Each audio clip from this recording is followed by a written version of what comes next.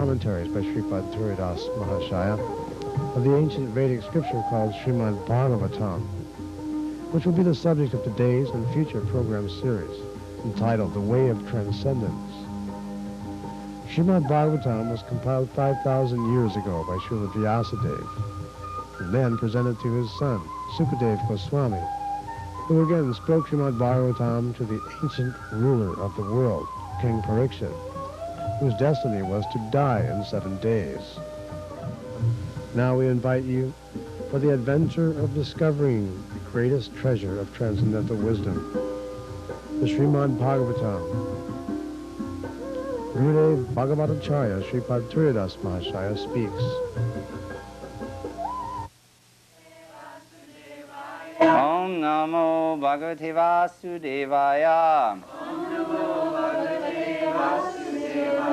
Om Namo Bhagavate Vasudevaya.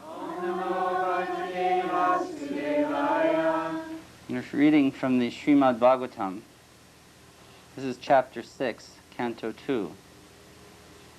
In this section of the Bhagavatam, Brahma, the creator of the universe according to Vedic theology, is answering the questions from his son, Sri Narada Muni. In the Vedic conception of theology, Brahma is considered the creator. And yet he is explaining here that the absolute truth is the source of everything. Janmajasha. God, in its most perfect definition, is that he is the source of everything. Brahma indicates here that he is the creator, that is the manipulator of material energy.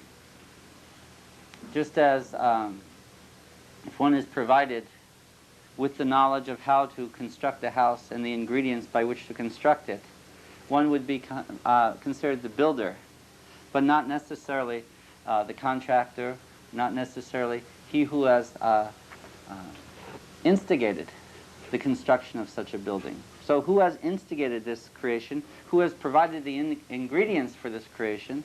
Brahma says, don't look at me for that. Beyond me is that one supreme source of whom I am a part and of whom you are also a part. So Brahma begins like this. From that personality of Godhead, all the universal globes and the universal form with all material elements, qualities, and senses are generated. Yet he is aloof from such material manifestations, like the sun, which is separate from its rays and heat. This is a nice example. The example of the sun. The sun is the source of so much energy. And so, in the Vedas, the absolute reality, the source of everything, is called the Shaktiman. This is the definition of God. He is the Shaktiman, the source of so much energy. Like this sun is the source of so much energy, creating so much heat, so much light coming from the sun. And yet the sun remains situated high in the sky. Everything that exists is part of God's energy. So here Brahma says that everything that exists is coming from God. But he is aloof from it all. He is transcendental. Krishna explains this in detail in the subject of Bhagavad Gita. He says earth, water, fire, air, ether, mind, intelligence, ego, all these which are the components of this material universe come from me. And besides that, he says, comes the living being, the soul. The soul is embodied within this material world with an ego, with an intelligence, with a mind, and with a physical body made up of the elements of earth and water and fire and air and so forth. All of this is coming from the Lord. He says, this is my inferior energy, but superior to the inferior energy of earth and water and fire, including the most subtle aspects of mind and intelligence and ego. There is the soul. And then he says, but I am the creator of both. I am the source of both, this material phenomena and the soul itself. So within this material world, two things are to be seen: material energy and souls, living beings who are manipulators of material energy. And so Brahma is saying, I am also the manipulator of such energy, although I am a powerful manipulator. Within this material world, everyone is manipulating energy in one way or another. We hire a bulldozer for the property here, and he's pushing the earth this way and that way. He's manipulating the earth. Or we're transferring the water from this location to that location with the pump. We're manipulating energy in the form of earth and water and so forth. But we are not the creator. We may be able to create a pond. We may be able to create a garden. But we are not able to create the elements of which that garden is made of, or the water pond is made of. So here Brahma says, the Supreme Absolute Truth can be likened unto the sun, who has so much energy. Its rays and its heat are therefore comparable to the manifestations of God's energy in the form of this world and in form of the living being.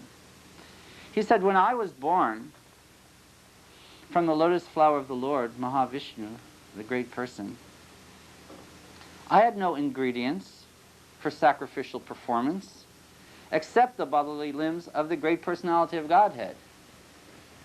So he said, in the beginning of time, what existed?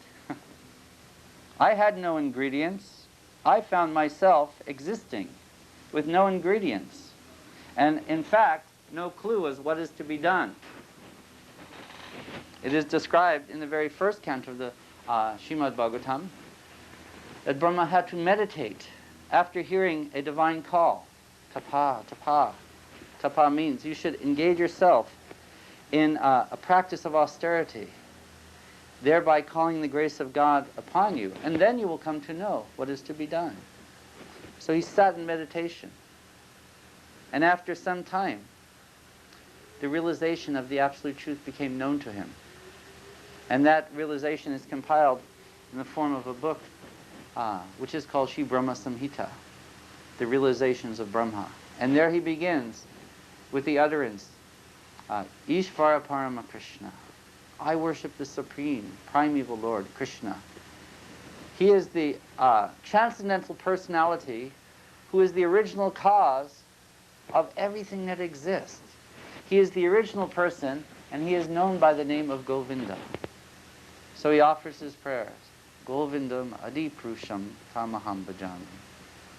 I worship Shri Govinda, Shri Krishna, the primeval Lord, the source of everything that exists. He is my Lord. Although I am honored within this world as the creator, Brahma says, Krishna is my Lord. So here, he finds himself all alone. Now he has become inspired. He knows what his purpose is after such meditation.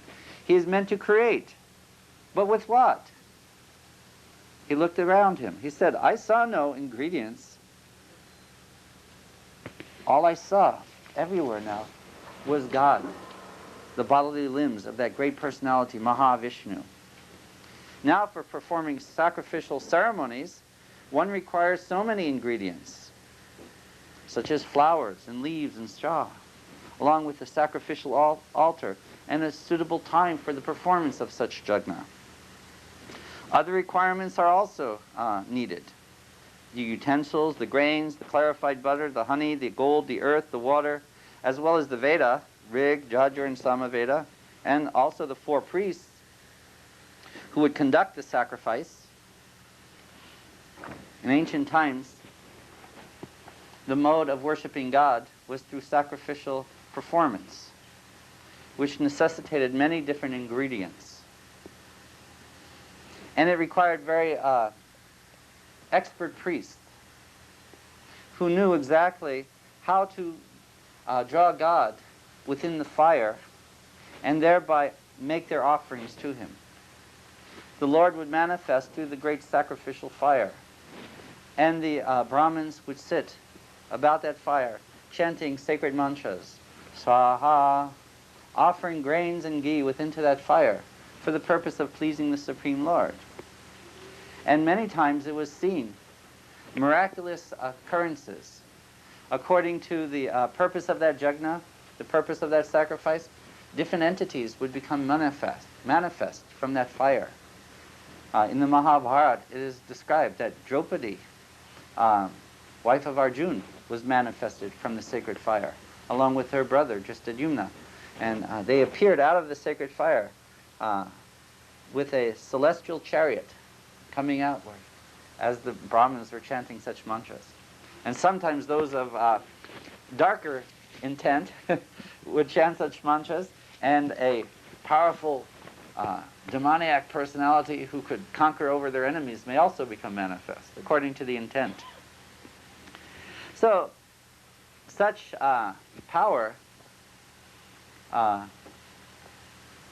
was learned through the science of Vedic wisdom, how to conduct such sacrifices, how to perform them. So Brahma said, but in the beginning of time there was nothing. There was simply myself sitting alone. And when I looked about, I saw the Supreme. Other necessities were also required. Other necessities include invoking the different names of the demigods by the specific hymns and vows of recompense in accordance with the particular scripture for the specific purpose by the specific process. Thus I had to arrange all these necessary ingredients and paraphernalia of sacrifice from the personal bodily parts of the personality of Godhead. By invocation of the demigods' names, the ultimate goal, Vishnu, was gradually attained, and thus compensation and the ultimate offering were complete. Thus I created the ingredients and paraphernalia for offering sacrifice out of the parts of the body of the Supreme Lord, the enjoyer of sacrifice, and I performed the sacrifice to satisfy the Lord. Someone can get me Bhagavad Gita. There's a passage in Bhagavad Gita. Krishna describes how he himself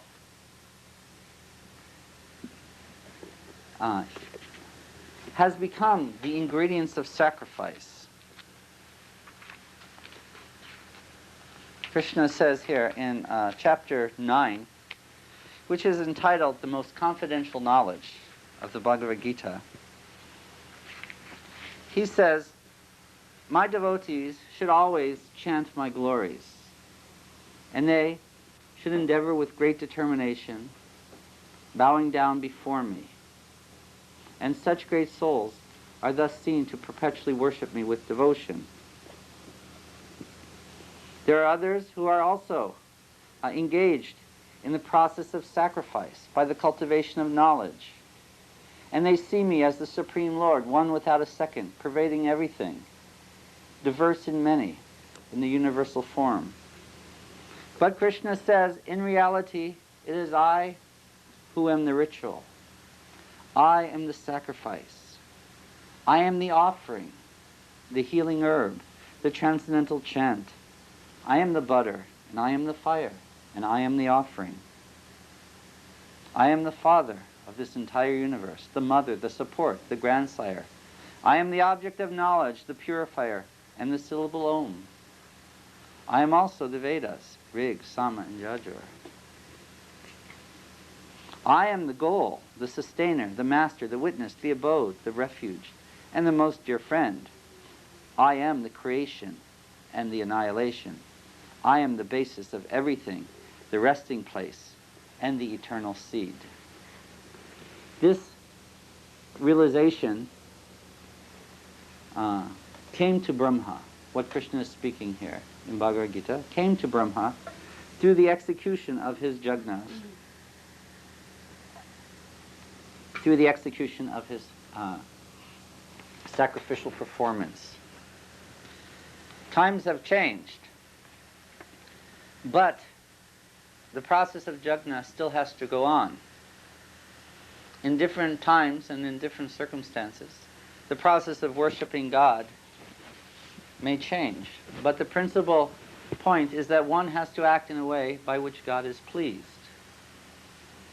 Therefore it is said, Harinama, Harinama, Harinama eva kevalo, kalo nastira, nastira, nastira, gachyanyata. In this age of Kali, this age of chaos and quarrel, in the present yuga, the necessity for performing yajna is also there. A sacrifice should be made to please God. But the type of sacrifice has changed from the ancient Vedic form of sacrifice to the system of Harinam Sankirtan, the congregational chanting of the holy name of God. This sacrifice was given to us by God himself. Sri Chaitanya Mahaprabhu descended to this world 500 years ago, and he delivered the most sacred mantra, Hare Krishna, Krishna Krishna, Hare Hare, Hare Rama, Rama Rama, Hare Hare. And this mantra is the purifier. It purifies the heart of all living beings. Therefore, Sri Chaitanya Mahaprabhu himself glorifies the holy name by the utterance of the phrase Param Vijayate Shri Krishna Sankirtanam. All glories to the chanting of the holy name of the Lord. Because there are so many wonderful happenings, so many wonderful occurrences that take place when one chants the holy name of the Lord. Now, this process of sacrifice should be understood to be delivered by God himself. And in one sense, it is non-different than God. The holy name of Krishna is non-different than Krishna. This is the nature of the absolute reality. Here we learn from Brahma that he had to arrange for a great sacrifice. And all the ingredients of the sacrifice were part of God's body. They were none different than the Lord. And as Krishna stated in Bhagavad Gita here, I am the butter, I am the fire, I am the hymns, I am the priest, I am everything included within that jagnic performance. So Sri Chaitanya Mahaprabhu, he has also given a process of jagna. But in this age, such powerful brahmanas will not be found. But what we will find are the pure devotees of the Lord, who are powerful in their own right. And if one receives the sacred Maha Mantra from such a powerful, pure devotee of the Lord, that mantra can ignite the fire of pure devotion within our heart. This is another type of fire. It is the fire of pure devotion. Better than any other type of fire, even if we can create mystical beings coming out of this fire or that fire. The better fire is that fire by which pure devotion will manifest.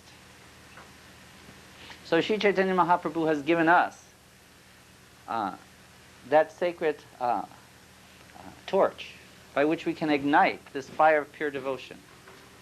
It is like a torch in the sense that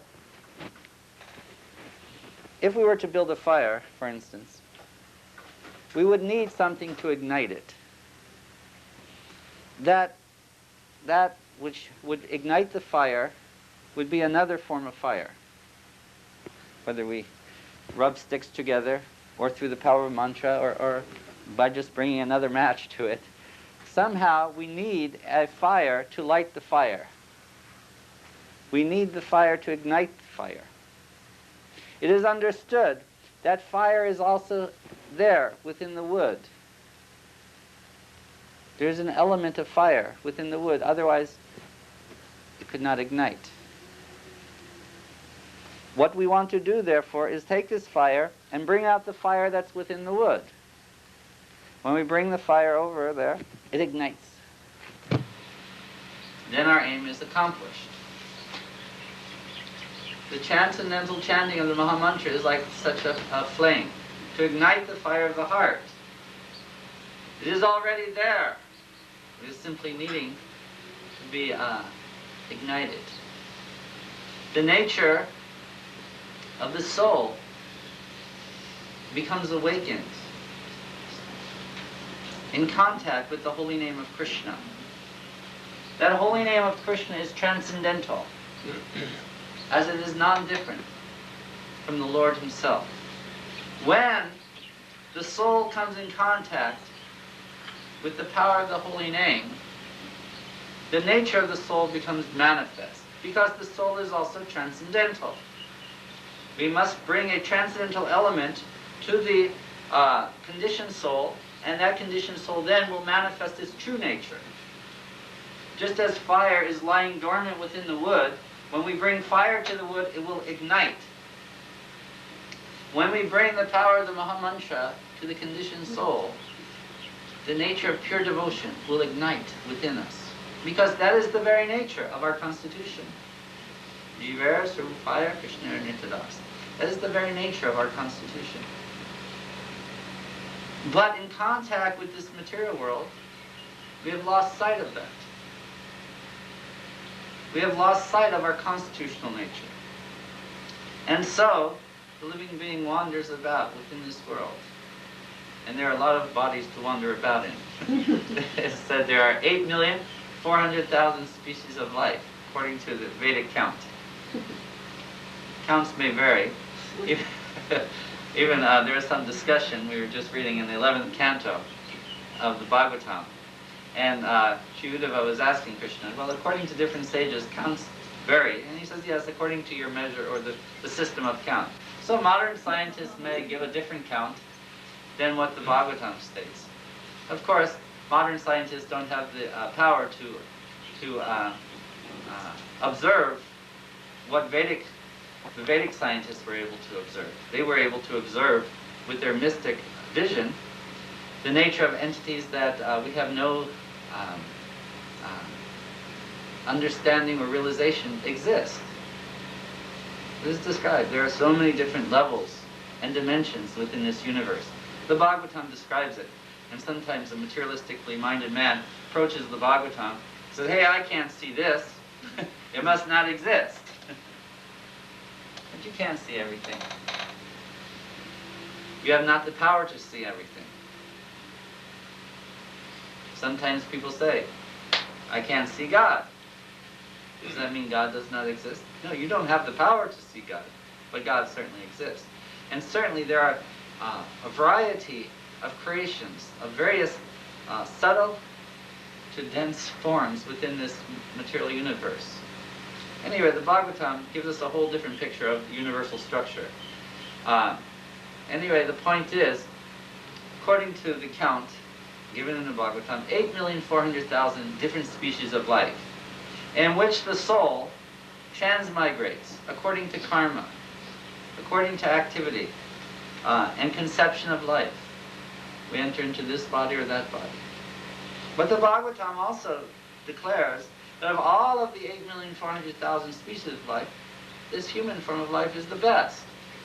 Because within this human form of life, we are given the best opportunity for awakening the nature of the soul. Spiritual life is the science of spiritual evolution. Nowadays, the modern theory of evolution is accepted, but this is wrong. It is wrongly conceived. What is not being seen is the soul that's present within all species of life. And there is a sense of evolution, an evolution of consciousness. And so Krishna consciousness is the evolution of consciousness. It is the process by which consciousness can become awakened to the highest perfectional state.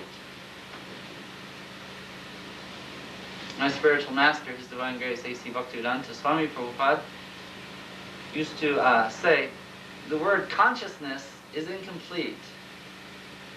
The proper term is Krishna consciousness.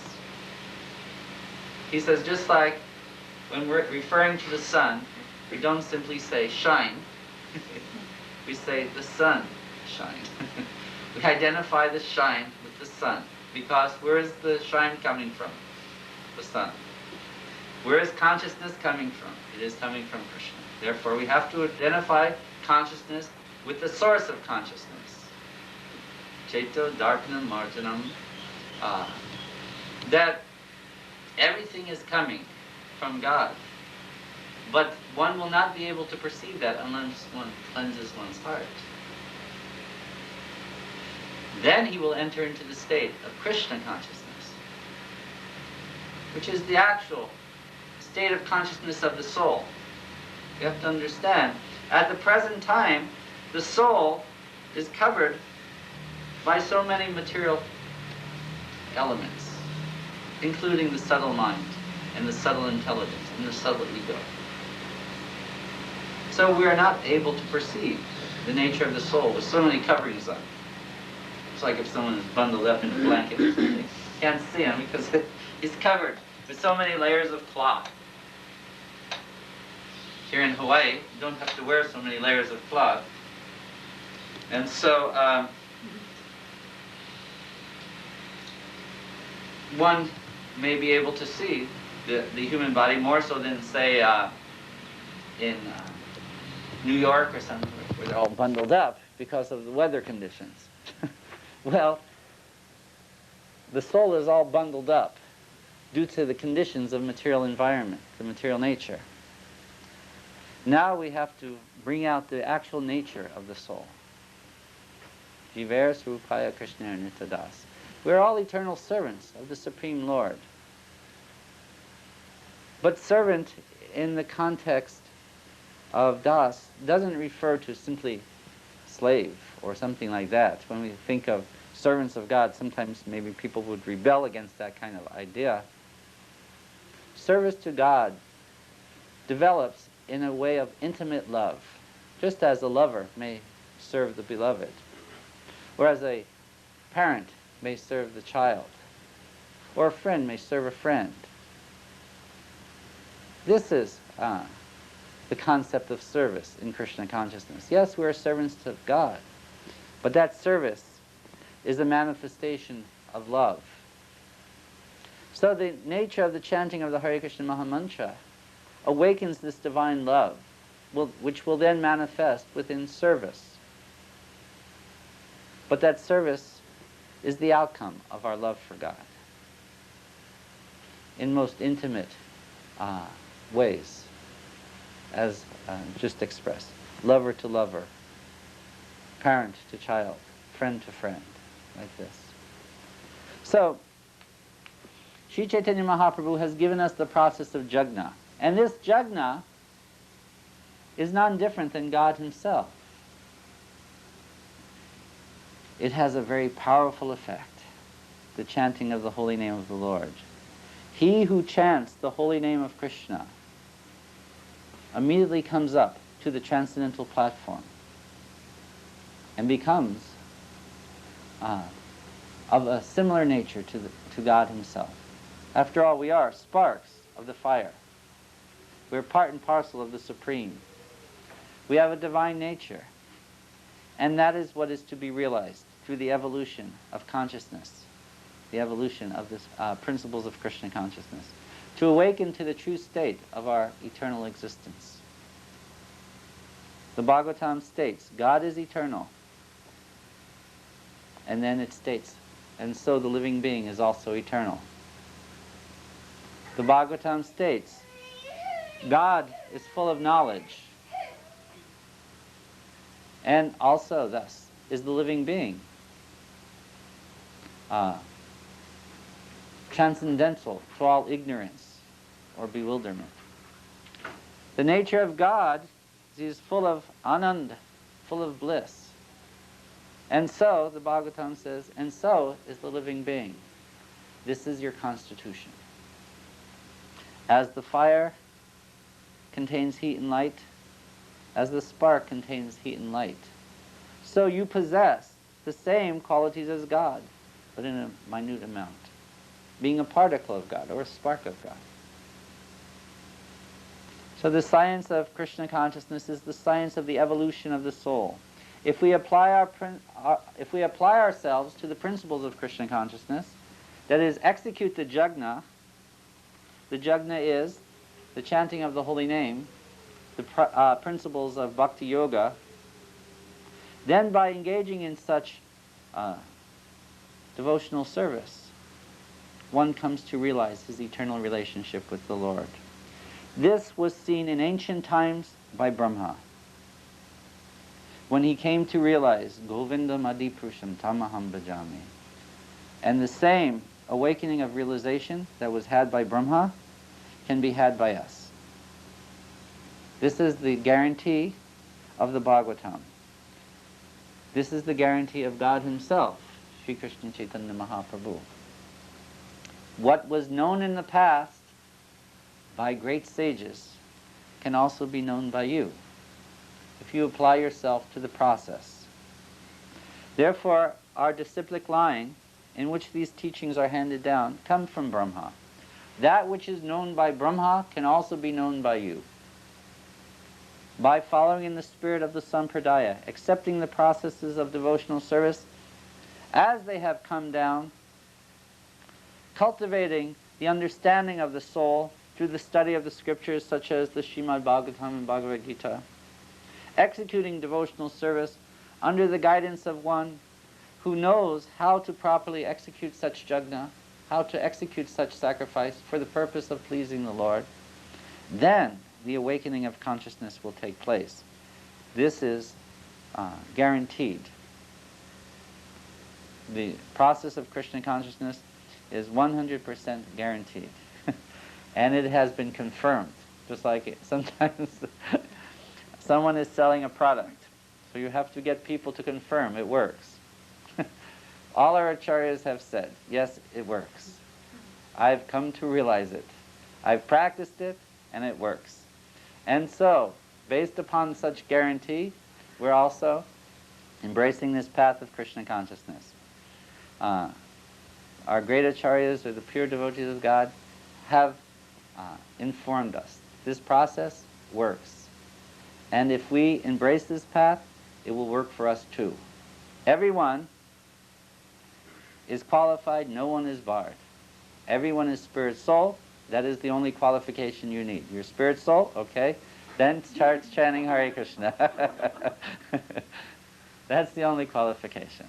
You're spirit soul, that you are. So now you begin the process, chant Hare Krishna, and the process will be effective. With faith and confidence, execute the process of chanting the holy name.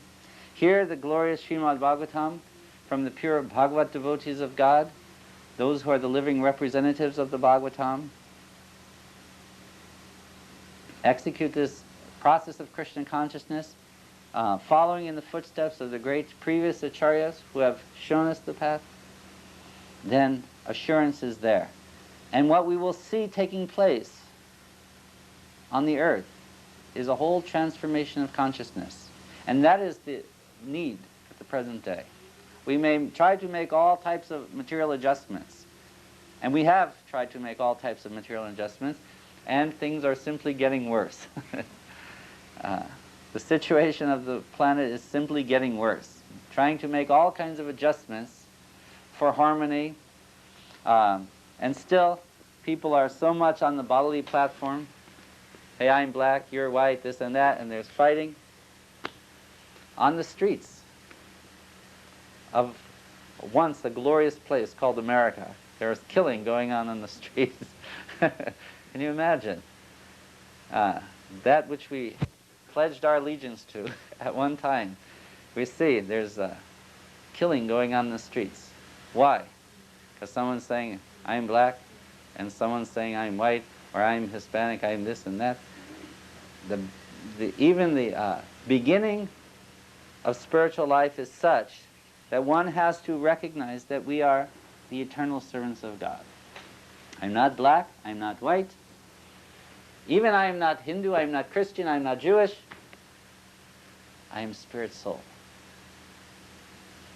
If we approach Krishna consciousness on this premise that we are all part and parcel of God and begin to chant Hare Krishna, then there will be peace within this world. Then there will not be any more shooting on the streets. One will simply hold one's hand and say, Namaste, brother, Hare Krishna. This we can see. I have the faith. We can see it. We can see it. in our lifetime. Even my lifetime's a little shorter than most of yours. I think even within my lifetime, we can see if we can encourage to others to chant this Hare Krishna Maha Mantra. But first thing, we have to be encouraged. We have to chant. How are we going to encourage others if we don't? So first thing, of course, is we have to take this process seriously. And then we will also be able to convince others to take it seriously. So that's my request. Take the process seriously, and then Krishna will empower all of you too to be able to convince others to take it seriously. And then there'll be a great spiritual revolution, what my spiritual master called the Krishna consciousness movement. Any questions?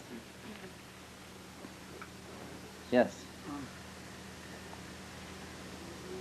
In this age, the recommended sacrifice is the congregational chanting of Krishna's names, but you'll find in our Sampradaya that the acharyas are performing fire sacrifices and other sacrifices. I'm wondering if congregational chanting is really the only recommended sacrifice, why are they continuing to perform other sacrifices? Fire sacrifices are sometimes performed within our Sampradaya because we are following the Vedic path. They are utilized for certain occasions, such as the time of initiation, other auspicious times. On Lord Nrsingadev's appearance, for instance, I've been doing a fire sacrifice for the past, 20 years or something. Every year we will be having coming up in May also. And in the Hari Bhakti Vilas, which is the scripture which is compiled by the followers of Lord Chaitanya, it talks about the process of deity worship, and it also mentions the process of fire yajna, which can be performed after deity worship. And in some temples, fire sacrifice does still go on as a part of the deity worship. In fact, the great Govinda Dev temple, Govindaji temple in Vrindaban, which was constructed under the desire of Sri Rupa Goswami for his deity Govinda, was a huge structure in glorification of the Lord. And there great devotees would gather and speak the subject matter of Krishna consciousness. And it was at that time, I believe, 7 stories high. And on the top they used to perform regular fire yajnas. In Agra, which is where the Taj Mahal is, from Vrindaban, it is how many miles? About what? 60 miles or so. The ruling government was the Muslim or Mughal Empire there at that time. They were very much down against Hindu culture in any form. And so when the tyrant called Aurangzeb saw this flame coming from the top, he could see it actually 60 miles away, coming from the top of the Govindaji temple, he marched his army into Vrindaban and smashed the temples. And now Govindaji temple is still there, but you can see that they had smashed 4 of the stories. And actually it was such a situation that the temple deities were brought to a neighboring province of Jaipur to give the deities protection. So it is not that these things don't go on in our Sampradaya. They do go on, but they are done by trained priests and for particular occasions and particular situations. The chanting of the holy name of Krishna is such that everyone can do. One does not have to be trained in any procedure. Lord Chaitanya says this chanting of the holy name is so easy, and if everyone can do, like I was mentioning, the only qualification required is that be spirit soul. Nothing else is required, you just chant the holy name. So Lord Chaitanya says there is no hard or fast rules. With all these other things, there's technical rulings when fire yajnas can be done and so forth. And it is not meant for everyone, nor is it required actually for everyone to do.